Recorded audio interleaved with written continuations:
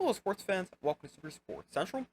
Today, we're going to be going over my Week 9 NFL Power Rankings. So, going over last week's rankings and what those teams did in Week 8. Last week at number 10, I had the Bears. They lost to the Commanders 18-15. 9, I had the Steelers. They beat the Giants 26-18. 8 was the Commanders. They beat the Bears by a score of 18-15. 7, I had the Bills. They easily beat the Seahawks 31-10. 6 was the Texans. They beat the Colts 23-20. 5 was the Packers. They beat the Jaguars 30-27. 4, I had the Ravens. They were upset by the Browns, losing 29-24. 3 was the Vikings. They lost to the Rams 30-20. 2 was the Lions. They destroyed the Titans 52-14. And 1 was the Chiefs, who beat the Raiders 27-20. But getting into this week's rankings and beginning things at number 10, I've got the Eagles. So the Eagles enter my power rankings at number 10 after a dominant 37-17 win over the Bengals. The Eagles' offense was great, putting up 37 points and nearly 400 yards of offense. Jalen Hurts had 4 total touchdowns, 1 passing and 3 rushing, and the Eagles also ran the football extremely effectively for 161 yards and 3 touchdowns. Then defensively, the Eagles played well, allowing just 17 points and holding the Bengals under 300 yards. And the Eagles' defense has actually been playing very well over their last 3 games, as during that stretch, they're allowing just 12 points per game. But the Eagles, after a win over the Bengals, they're at number 10. Coming in at number 9, I have the Steelers. So the Steelers remained at number 9 after they beat the Giants 26-18 on Monday Night Football. The Steelers' offense played well with 426 total yards and 26 points. Russell Wilson had another good game, throwing for 278 yards and a touchdown, and the Steelers also ran the ball effectively, rushing for 167 yards on 5.4 yards per carry. Now, while the Steelers' offense was already pretty good, and they were able to move the football, averaging 6.8 yards per play, they should have scored a lot more, as they were 0 for 4 in the red zone, settling for 4 field goals. So, this game really could have been even better for the Steelers. Now, defensively for the Steelers, they allowed the Giants to move the football, but they forced the Giants to settle for 4 field goals and also forced 2 turnovers. And the Steelers, they're now 6-2 on the season and leading the AFC North. I've got them at number 9. Coming in at number 8, I've got the Commanders. So the Commanders remain at number 8 after an 18-15 win over the Bears. But the Commanders, they did not play that well, and only won because of a miraculous Hail Mary that was tipped and caught by Noah Brown. But prior to the final play, the Commanders had not scored a touchdown all game, although they were able to move the football, finishing with 481 yards. But the Commanders, they were forced to settle for 5 field goals, and like the Steelers, they struggled in the red zone. But Jayden Daniels played well, playing through a rib injury, as he threw for 326 yards and a touchdown. The Commanders ran the football well, rushing for 168 yards.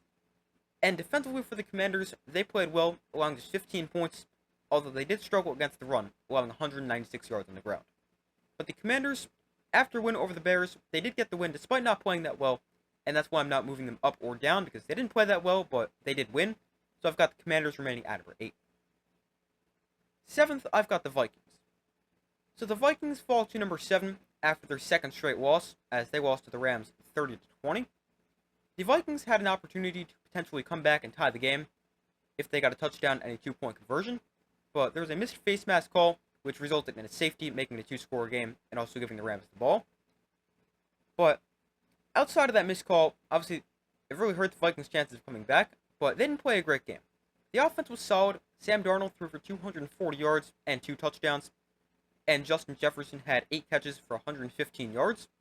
But the Vikings could not run the ball, averaging just 2.9 yards per carry and rushing for 64 yards. And the even worse thing for the Vikings offensively is star left tackle Christian Darrisaw is out for the season with a knee injury, and that could really hurt the Vikings moving forward, because he has been great for the Vikings so far this season, and there was a noticeable difference for the rest of this game when he wasn't on the field. Now, as far as the defense goes for the Vikings in this game, they weren't great. They allowed 30 points for the second straight week, and they struggled against the pass, allowing 4 passing touchdowns. But the Vikings, they're now 5-2 on the season after back-to-back losses, and I have them falling to number 7. Coming in at number 6, I've got the Ravens. So the Ravens are another team falling in my rankings, as they fall to number 6 after they were upset by the Browns, losing 29-24. The Ravens' offense was pretty good, as Lamar Jackson threw for 289 yards and 2 touchdowns. Derrick Henry got in the end zone once again, and Zay Flowers put up 115 receiving yards. But it was the Ravens' defense that caused them to lose this game. as the Ravens defense allowed 29 points, and this was the first week the Browns even hit 20 points in a game. But the Ravens, they allowed 29 points and could not stop the pass, allowing 334 passing yards and 3 passing touchdowns. But the Ravens defense was not good this past week, a big reason they lost this game. They had their 5-game winning streak snapped, and the Ravens fall to number 6. Coming in at number 5, I have the Texans. So the Texans enter at number 5 after they beat the Colts by a score of 23-20. They played pretty well offensively. C.J. Stroud threw for 285 yards and a touchdown. Joe Mixon once again ran for over 100 yards. But the Texans, they lost Stephon Diggs for the season as he suffered a torn ACL. Now, that is a big blow to the Texans receiver room, as they're already without Nico Collins for a few weeks as he's dealing with a hamstring injury. Now they're without Stephon Diggs for the entire season. They do have Tank Dell, but he has not really done anything so far this year, averaging just 32 yards per game. But the Texans now need to find some answers at the receiver position, whether that's making a trade for somebody or hoping Nico Collins can get healthy, Tank Dell can step up, maybe John Mechie. I don't know, but they need to find some answers there. Now, defensively for the Texans, they were solid. They forced a couple of turnovers and got 5 sacks. The Texans, after their narrow win over the Colts, they're at number 5. Coming in at number 4, I have the Packers. So the Packers move up to number 4 after they beat the Jaguars on a walk-off field goal from kicker Brandon McManus. And McManus has been on the Packers for 2 games, and he's hit a walk-off field goal in both games. But the Packers, they won 30-27. The offense played well with 30 points. Josh Jacobs ran for 127 yards and 2 scores. But the bad news for the Packers, Jordan Love suffered a groin injury, but luckily it isn't thought to be a serious injury. But Malik Willis came on in place of the injured Jordan Love, and he completed 4 of his 5 passes for 56 yards and a touchdown. And then defensively for the Packers, they weren't great, allowing 27 points and 7 yards per play. But the Packers, they were able to get the win, and they beat the Jaguars. They're now ranked at number 4. Third, I have the Bills. So the Bills move up to number 3 after a dominant 31-10 win over the Seahawks. The Bills really controlled this game as they took the lead in the first quarter and never looked back.